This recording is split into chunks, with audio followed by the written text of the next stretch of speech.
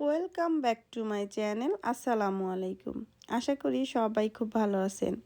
আজকে আপনাদেরকে করে দেখাচ্ছি বাঁধাকপি ভাজি।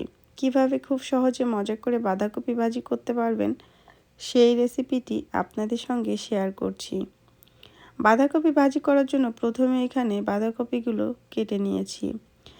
বাঁধাকপিগুলোকে একটা সাইডে রেখে দিলাম। এদিকে চুলায় আমি প্যানের ভিতরে 1/2 কাপ পরিমাণে তেল গরম বসিয়েছি। তেলের ভিতরে দিয়ে দিলাম 1/2 কাপ পরিমাণে পেঁয়াজ কুচি, কিছুটা কাঁচামরিচ কুচি।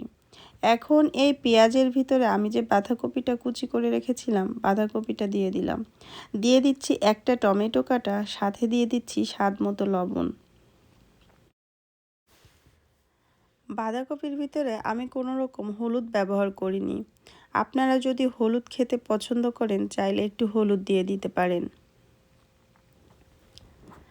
বাঁধাকপিটা 7 থেকে 8 মিনিট ভাজি করে নিব।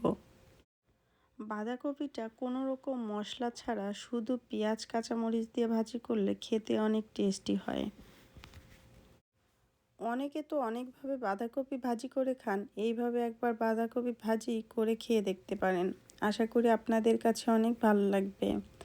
কেউ যদি ভাজির ভিতরে ডিম খেতে পছন্দ করেন তাহলে এই অবস্থায় 1-2টা ডিম দিয়ে দিতে পারেন। বাঁধাকপিটা সম্পূর্ণ ভাজা হয়ে গিয়েছে।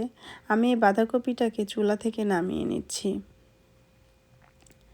আমার ভিডিওটা আপনাদের কাছে কেমন লেগেছে আমাকে কমেন্টস করে জানাতে ভুলবেন না। আজকে এই পর্যন্ত। সবাই ভালো থাকবেন, আমার জন্য দোয়া করবেন। আল্লাহ হাফেজ।